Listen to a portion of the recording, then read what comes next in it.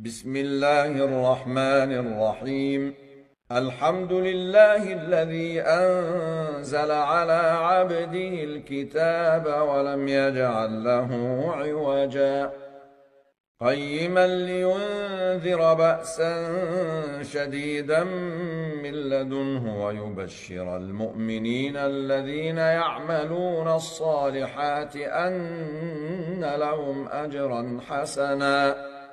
ماكثين فيه أبدا وينذر الذين قالوا اتخذ الله ولدا ما لهم به من علم ولا لآبائهم كبرت كلمة تخرج من أفواههم إن يقولون إلا كذبا فلعلك باخع نفسك على آثارهم إن لم يؤمنوا بهذا الحديث أسفا إنا جعلنا ما على الأرض زينة لها لنبلوهم أيهم أحسن عملا وإنا لجاعلون ما عليها صعيدا جرزا أم حسبت أن أصحاب الكهف والرقيم كانوا من آياتنا عجبا إذ أوى الفتية إلى الكهف فقالوا ربنا آتنا من لدنك رحمة وهيئ لنا من أمرنا رشدا فضربنا على آذانهم في الكهف سنين عددا ثم بعثناهم لنعلم أي الحزبين أحصى لما لبثوا أمدا نحن نقص عليك نبأهم بالحق إنهم فتية آمنوا بربهم وزدناهم هدى وربطنا على قلوبهم إذ قاموا فقالوا ربنا رب السماوات والأرض لن ندعو من دونه إلها لقد قلنا إذا شططا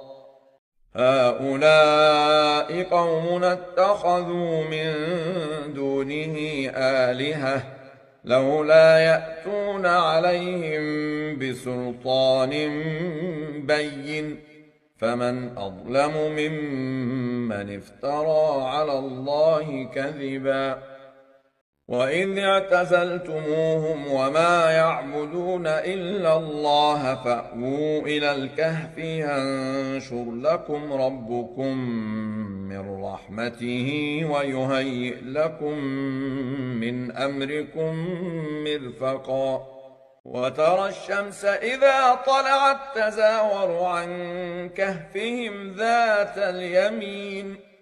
وإذا غربت تقرضهم ذات الشمال وهم في فجوة منه ذلك من آيات الله من يهد الله فهو المهتد ومن يضلل فلن تجد له وليا مرشدا وتحسبهم أيقاظا وهم رقود ونقلبهم ذات اليمين وذات الشمال وكلبهم باسط ذراعيه بالوصيد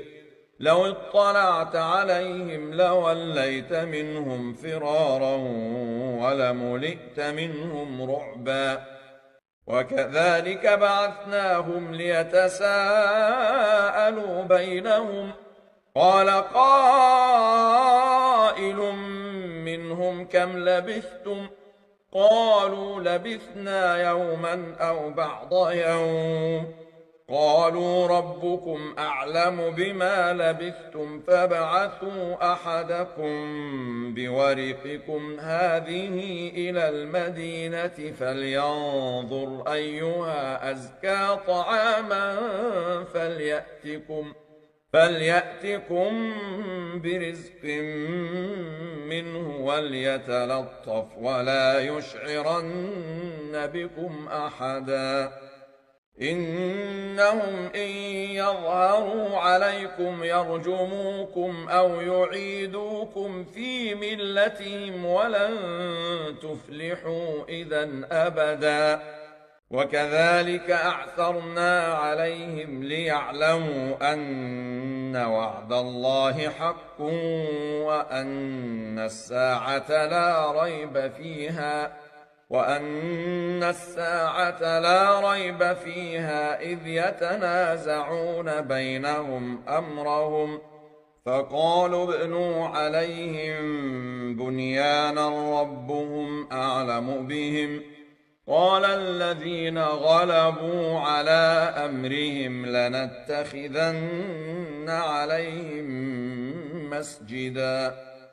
سيقولون ثلاثة رابعهم كلبهم ويقولون خمسة سادسهم كلبهم رجما بالغيب ويقولون سبعة وثامنهم كلبهم قل ربي أعلم بعدتهم ما يعلمهم إلا قليل فلا تمار فيهم إلا مراء ظاهرا ولا تستفت فيهم منهم أحدا ولا تقولن لشيء إني فاعل ذلك غدا إلا أن يشاء الله واذكر ربك إذا نسيت وقل عسى أن يهديني ربي لأقرب من هذا رشدا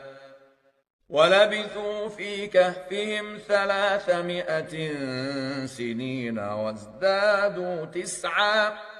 قل الله أعلم بما لبثوا له غيب السماوات والأرض أبصر به وأسمع ما لهم من دونه من ولي ولا يشرك في حكمه أحدا واتل ما أوحي إليك من كتاب ربك لا مبدل لكلماته ولن تجد من دونه ملتحدا واصبر نفسك مع الذين يدعون ربهم بالغداة والعشي يريدون وجهه ولا تعد عيناك عنهم تريد زينة الحياة الدنيا ولا تطع من أغفلنا قلبه عن ذكرنا واتبع هواه وكان أمره فرطا وقل الحق من ربكم فمن شاء فليؤمن ومن شاء فليكفر إنا أعتدنا للظالمين نارا أحاط بهم سرادقها وإن يستغيثوا يغاثوا بماء كالمهل يشوي الوجوه بئس الشراب وساءت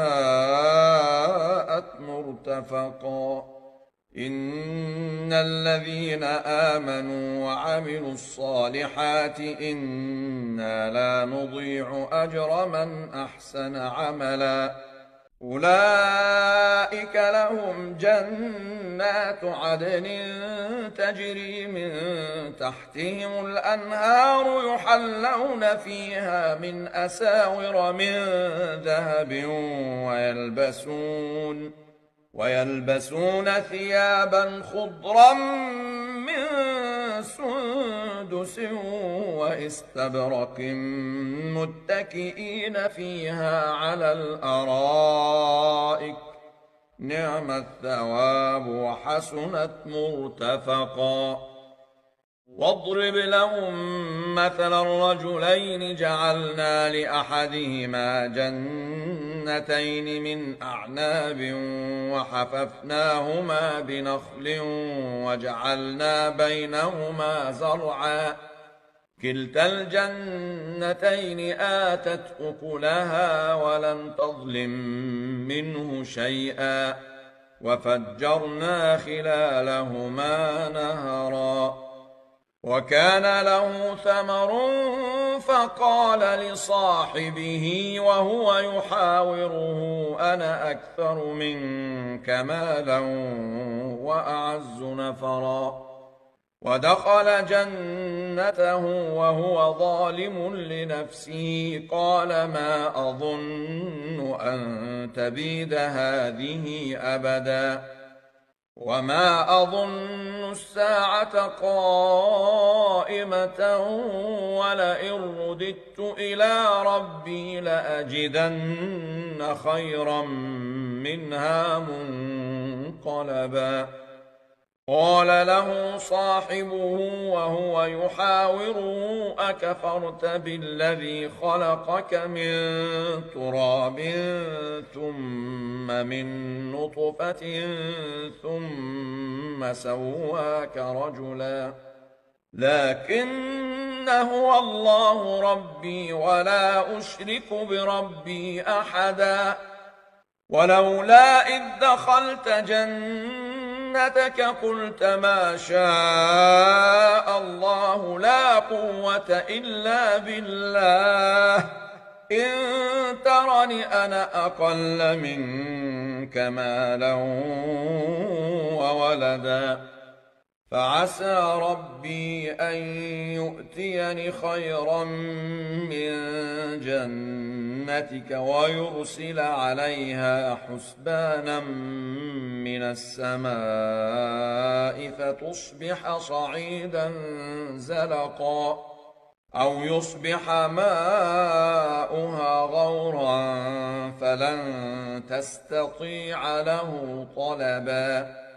وأحيط بثمره فأصبح يقلب كفيه على ما أنفق فيها وهي خاوية على عروشها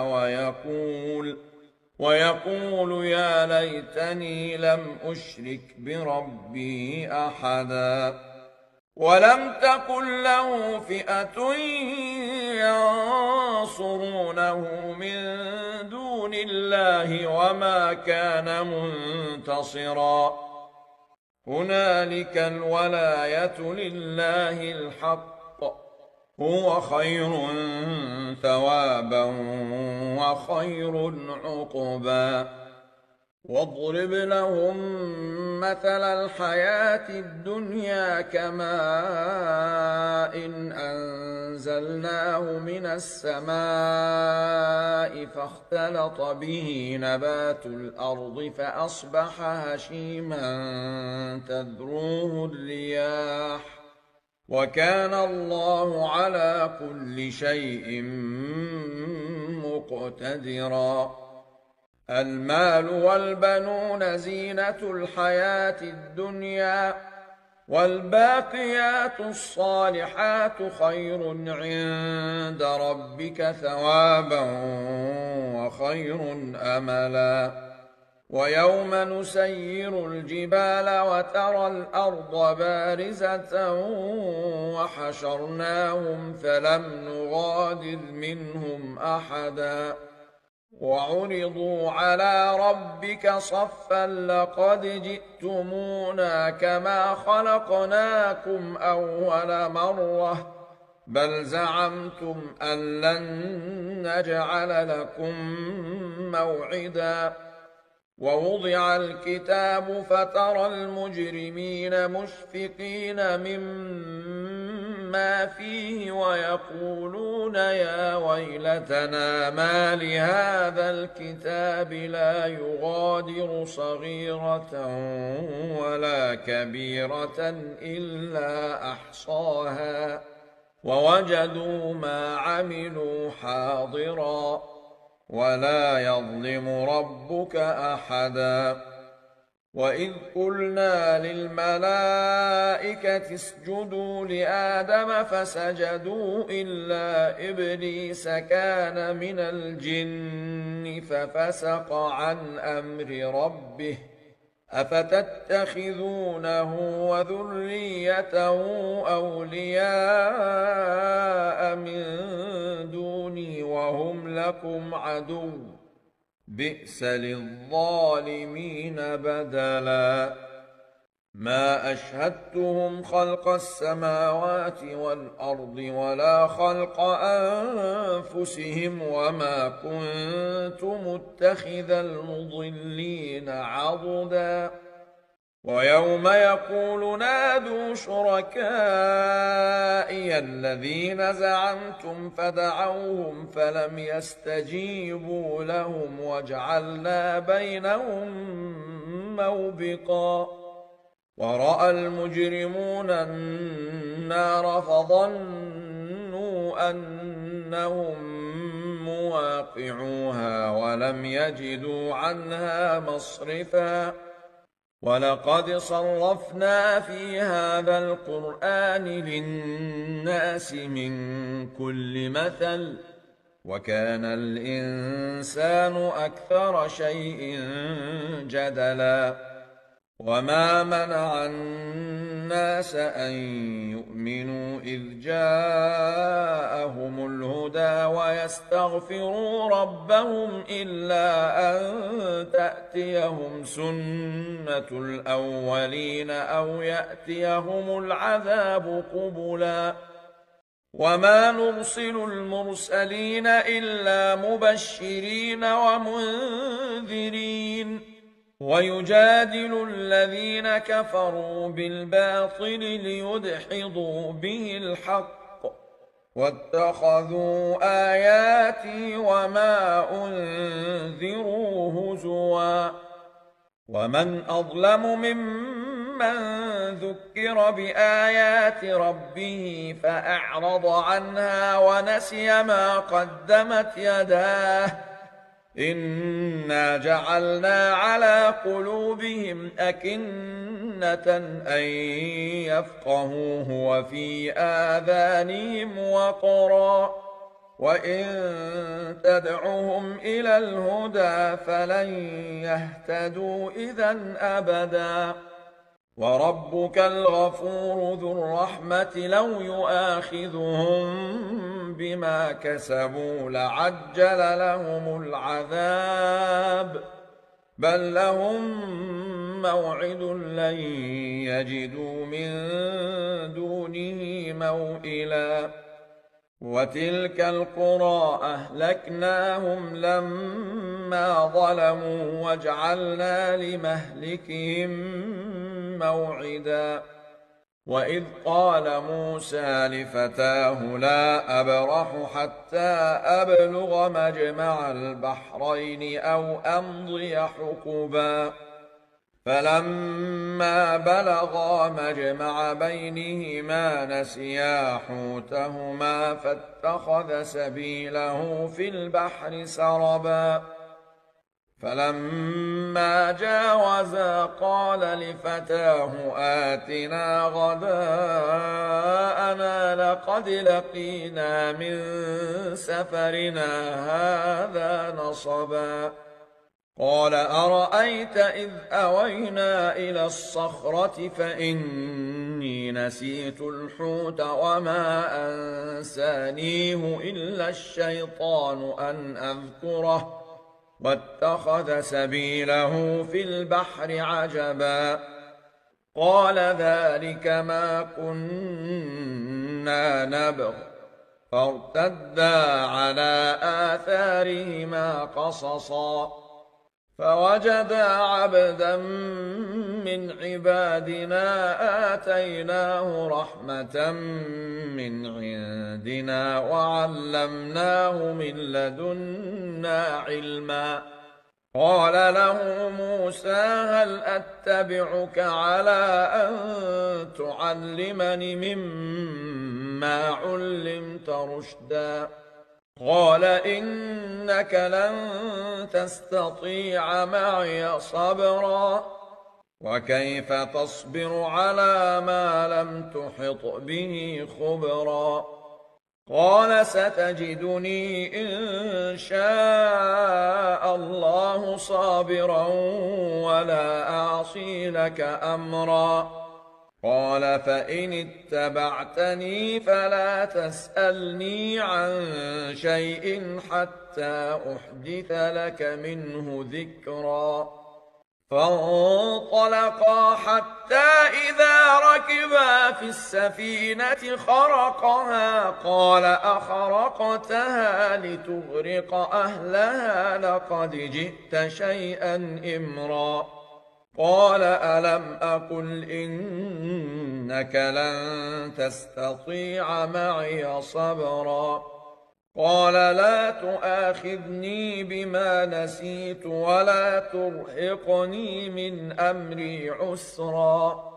فانطلقا حتى إذا لقيا غلاما فقتله قال أقتلت نفسا زكية بغير نفس لقد جئت شيئا نكرا قال ألم أقل لك إنك لن تستطيع معي صبرا قال إن سألتك عن شيء بعدها فلا تصاحبني قد بلغت من لدني عذرا فانطلقا حتى إذا أتيا أهل قرية استطعما أهلها فأبوا أن يضيفوهما فوجدا فيها جدارا يريد أن ينقض فأقامه قال لو شئت لاتخذت عليه أجرا قال هذا فراق بيني وبينك سأنبئك بتأويل ما لم تستطع عليه صبرا أما السفينة فكانت لمساكين يعملون في البحر فأردت أن أعيبها وكان وراءهم ملك يأخذ كل سفينة غصبا وأما الغلام فكان أبواه مؤمنين فخشينا أن يرهقهما طغيانا وكفرا فأردنا أن يبدلهما ربهما خيرا منه زكاة وأقرب رحما وأما الجدار فكان لغلامين يتيمين في المدينة وكان تحته كنز لهما وكان أبوهما صالحا فأراد ربك أن يبلغا أشدهما ويستخرجا كنزهما رحمة من ربك وما فعلته عن أمري ذلك تأويل ما لم تسطع عليه صبرا ويسألونك عن ذي القرنين قل سأتلو عليكم منه ذكرا إنا مكنا له في الأرض وآتيناه من كل شيء سببا فأتبع سببا حتى إذا بلغ مغرب الشمس وجدها تغرب في عين حمئة ووجد عندها قوما قلنا يا ذا القرنين إما أن تعذب وإما أن تتخذ فيهم حسنا قال أما من ظلم فسوف نعذبه ثم يرد إلى ربه فيعذبه عذابا ذكرا وأما من آمن وعمل صالحا فله جزاء الحسنى وسنقول له من أمرنا يسرا ثم أتبع سببا حتى إذا بلغ مطلع الشمس وجدها تطلع على قوم لم نجعل لهم من دونها سترا كذلك وقد أحطنا بما لديه خبرا ثم أتبع سببا حتى إذا بلغ بين السدين وجد من دونهما قوما لا يكادون يفقهون قولا قالوا يا ذا القرنين إن يأجوج ومأجوج مفسدون في الأرض فهل نجعل لك خرجا على أن تجعل بيننا وبينهم سدا قال ما مكني فيه ربي خير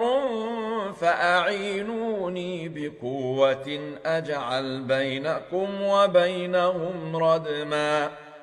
آتوني زبر الحديد حتى إذا ساوى بين الصدفين قال انفخوا حتى إذا جعله نارا قال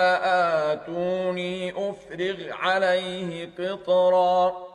فما استطاعوا أن يظهروه وما استطاعوا له نقبا قال هذا رحمة من ربي فإذا جاء وعد ربي جعله دكا